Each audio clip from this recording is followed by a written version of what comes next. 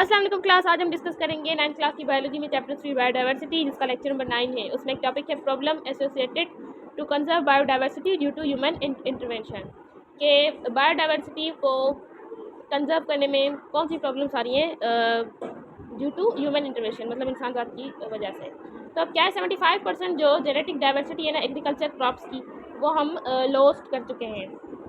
मतलब जो हमारी फसलें हैं उनकी जो डाइवर्सिटी है, मतलब जेनेटिकल डाइवर्सिटी है ना, वो हम 75% लॉस कर चुके हैं ऑलरेडी। और 75% जो वर्ल्ड फिशरीज़ हैं वो सारी क्या हो गई हैं, वो एक्सप्लॉइटेड हो गई हैं। और जो 1/3 बचा है कोरल रीफ्स। कोरल रीफ्स क्या होते हैं, वो एक ज़मीन मतलब समंदर या दरिया साइड पर एक उनका एक इकोसिस्टम है, जहाँ पर स्टोन्स वगैरह या फूड वगैरह ऑब्टेन किया जाता है, ठीक है, दूसरे लिविंग ऑर्गेनिजम्स के लिए। अब वो पर क्या है, वहाँ पर जो मैन है ना, वो जाकर वहाँ पर जो स्टोन्स या फूड्स वगैरह होते हैं वो वहाँ पर उठा लेते हैं, और ये सब कुछ शेल्स वगैरह वहाँ पर होते हैं, वो सब कुछ उठा लेते हैं। तो बाकी वहाँ की जो ऑर्गेनिजम्स हैं उनके लिए फूड वगैरह का प्रॉब्लम हो जाते हैं। तो वहाँ की उसके लिए उस वजह से जो उनकी बायोडाइवर्सिटी है ना, वो डिस्ट्रक्शन हो रही है। इसके बाद हमें दिया गया एक चार्ट जिसमें कुछ ह्यूमन एक्टिविटीज़ हैं जो कि जिसका असर जो है वो हमारी बायोडाइवर्सिटीज़ पर हो रहा है। तो नंबर 1 है एक्टिविटी अर्बनाइजेशन और इंडस्ट्रियलाइजेशन, ठीक है। उस वो क्या है कि ओवर पॉपुलेशन हो रही है, तो रहने के लिए हमें बिल्डिंग्स वगैरह बनाते हैं। तो हम क्या कर रहे हैं, यहाँ पर मज़ीद बिल्डिंग्स बना रहे हैं, और जो हमारा फॉरेस्ट वगैरह है उसको कट कर रहे हैं, ट्रीज़ वगैरह कट हो रहा है, उसकी जगह पर हम बिल्डिंग्स वगैरह बना रहे हैं। तो ये एक सब वजह है, ये भी सब कुछ इफ़ेक्ट करता है बायोडाइवर्सिटी पर। और इंडस्ट्रियलाइजेशन ऐसे कि इंडस्ट्रियलाइजेशन हम करते हैं, ठीक है, बहुत सारी गैसेस वगैरह निकलती हैंगी जो कि टॉक्सिक्स भी होती हैं, हमारे एनवायरनमेंट में इनका असर पड़ता है। सेकंड है डिफॉरेस्टेशन। डिफॉरेस्टेशन की वजह से सॉइल इरोजन भी होती है, और जो प्लांट लाइफ जो होती है वो भी डिस्ट्रॉय हो जाती है। लो रेनफॉल होता है, और बाद में क्लाइमेट चेंज भी हो रहा है। तो ये सब कुछ भी क्या है, बायोडाइवर्सिटी को इफ़ेक्ट करता है। थर्ड है पॉल्यूशन। पॉल्यूशन की वजह से ग्लोबल वार्मिंग होती है, जो भी वो भी बायोडाइवर्सिटी को इफ़ेक्ट करती है। लास्ट है over hunting, direct killing of wild animals. जो वाइल्ड एनिमल्स हैं उनको किल वगैरह करते हैं, वो भी सब कुछ ये बायोडाइवर्सिटी पर भी इफ़ेक्ट करता है। नीचे अब एक और चार्ट दिया गया है कि कितने परसेंट जो एनिमल जो है वो एक्सटेंड हो गए किसकी वजह से, ठीक है। तो नंबर 1 है हैबिटेट डिस्ट्रक्शन, उसकी वजह से 39% है। और hunting and other types of intentional killing वो है 36% पे, और अदर काजेज़ जो हैं वो 23%। And introduction to invasive species ये है 2%। और दूसरी क्या है कि जो क्लाइमेट है वो सिर्फ जो क्लाइमेट है वो सिर्फ प्रेशर की वजह से चेंज नहीं हो रहा हमारे इन्वायरमेंट की, बल्कि वो हमारे हैबिटेट को लॉस कर रहा है। डिहाइड्रेशन हो रही है, पॉल्यूशन हो रही है ऊपर से, और ओवर एक्सप्लॉयटेशन हो रही है।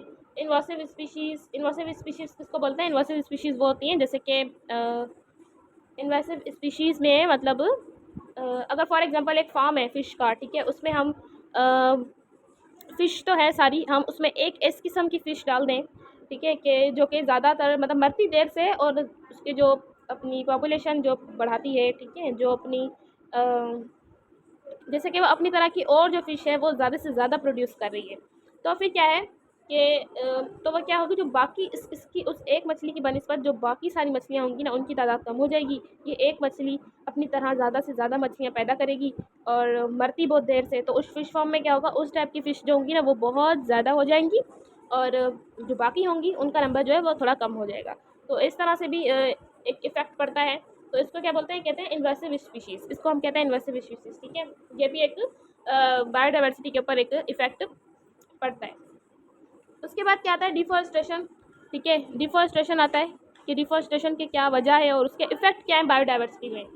तो अब क्या है कि 31% जो लैंड एरिया है ना वो हमारे प्लानट पर वो है फॉरेस्ट, ठीक है, जंगल है, जो कि हमें वाइटल ऑक्सीजन भी प्रोवाइड करता है, ठीक है। हम सारे ह्यूमन बींग्स के लिए, सारे इंसान जात के लिए, पीपल्स के लिए, और वाइल्ड लाइफ को भी, ठीक है।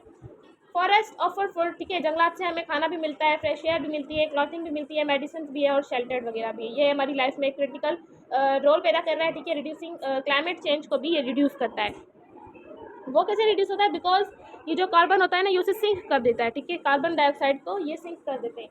अब जो इंसान है, इंसान क्या कर रहे हैं, ये जो इंसान है वो इनको कट कर देते हैं, इन सबको कट कर देते हैं, जिसकी वजह से जो हमारा क्लाइमेट चेंज है वो भी कंफर्ट जोन में नहीं रहता। ठीक है, ये इसमें फिर बहुत सारी बायोडाइवर्सिटी पे इफेक्ट भी पड़ता है। सो क्या लिखा है, the cutting down, main point इसका, the cutting down of trees for the conversion of forest into non forest land is known as deforestation. मतलब हम फॉरेस्ट को सॉरी ट्रीज को हम कट कर दें और उसको फॉरेस्ट को हम नॉन फॉरेस्ट में कन्वर्ट कर दें, ठीक है, नॉन फॉरेस्ट लैंड बना दें, तो ये क्या हम इसको बोलते हैं, डिफॉरेस्टेशन। इसको हम बोलेंगे डिफॉरेस्टेशन। अब यहाँ पर दी गई है एक फ़ोटो डिफॉरेस्टेशन की, कि किस तरह से ये जो लोग हैं ये फॉरेस्ट वगैरह को कट कर कर उसको लैंड में कन्वर्ट करते हैं, फिर उसको या तो अपनी घर बनाने में यूज़ करते हैं या तो फिर अपनी एग्रीकल्चर वगैरह के लिए। अब काजेज ऑफ डिफॉरेस्टेशन, ठीक है, वजह क्या है डिफॉरेस्टेशन की। अब वजह है कि हम इसको बहुत सारी डिलिबरेटली के लिए भी हम इसको कट करते हैं, ठीक है, बहुत सारी वजहें हैं, जैसे कि मीनिंग है, पेपर मेकिंग है, अर्बनाइजेशन है, टिम्बर है, ठीक है, और रोड्स बनाने के लिए, एग्रीकल्चर, ठीक है, एक्सपेंशन के लिए भी है और लाइफ स्टॉक ब्रीडिंग के लिए भी है। अब ये डिफॉरेस्टेशन के इफेक्ट्स क्या हैं, ठीक है, इफेक्ट्स क्या पड़ते हैं डिफॉरेस्टेशन के। अब इफेक्ट्स ये हैं कि जब हम डिफॉरेस्टेशन करते हैं ना, तो इनके रिजल्ट में एक ग्रेट लॉस आता है बायोडाइवर्सिटी का, जैसे कि जो ग्रीन हाउस है, ठीक है, उसकी जो गैसेस है वो इंक्रीज हो जाएंगी, उनका कंसंट्रेशन बढ़ जाएगा, just like carbon dioxide, methane, water vapour, nitrous oxide, इस टाइप की, ठीक है। और उसके बाद जो कि ग्लोबल वार्मिंग होगी, ठीक है, ये सारी गैसेस वगैरह बढ़ेंगे तो ग्लोबल वार्मिंग होगी, टेम्परेचर हाई हो जाएगा, जिसकी वजह से जो ग्लेशियर्स होंगे वो मेल्ट हो जाएंगे, और उन सब की वजह से जो सी लेवल है वो कॉज करेगा फ्लड को, ठीक है, जो सी लेवल है वो कॉज करेगा फ्लडिंग, सैलाब वगैरह आएंगे। It is also reason of habitat, ठीक है, ये हैबिटाट की भी वजह बनेगी, हैबिटाट भी लूज़ होगा, ठीक है, हैबिटाट लूज़ होगा, वाइल्ड लाइफ को प्रॉब्लम होगी, ठीक है, वाइल्ड लाइफ का जो हैबिटाट होगा वो भी लूज़ हो जाएगा, सॉइल इरोजन हो जाएगी, लो रेनफॉल होगा, रेनफॉल ड्यू टू ट्रांसपायरेशन, ठीक है, न्यू ट्रांसपायरेशन कम हो जाएगी, ये सब कुछ क्या है, रिजल्ट डिफॉरेस्टेशन का है। टॉपिक है इंडेंजर्ड और एक्सटेंड स्पीशीज, ठीक है, इंडेंजर्ड क्या है, इंडेंजर्ड मीन्स मतलब रिस्क है, मतलब वो स्पीशीज जो कि आने वाले फ्यूचर में खत्म हो जाएंगी, और एक्सटेंड वो क्या जिसके लिए हम श्योर हो चुके हैं कि ये बस हमारा लास्ट इंडिविजुअल लास्ट स्पीशी है, इसके बाद जो है वो ये इसका जो मतलब ये इनका जो नंबर है ये हमारे इकोसिस्टम में ये खत्म हो जाएगा। अब यहाँ पर कुछ फोटोज दी गई हैं एनिमल्स की जो कि एक्सटेंड स्पीशीज हैं। फर्स्ट है लॉन्ग बाइल्ड विचर, सेकंड है ग्रीन सी टर्टल, थर्ड है स्नो लियोपर्ड, फोर्थ है मार्को पोलो शिप, फिफ्थ है यूरोपियन ऑर्टर्ड, सिक्स है बलूचिस्तान फॉरेस्ट ड्रोमाउस, एंड उसके बाद है इंडस रियर डॉल्फिन, उसके बाद है एशियन ब्लैक बियर, और उसके बाद है सिंडलबेक्स यानी मार्कोर। ये मार्कोर है ये हमारी नेशनल एनिमल है जो कि बहुत सारा हंटिंग उसकी हुई है, और अब इसका इंडेंजर्ड स्पीसीज़ में अब इसका शुमार होता है।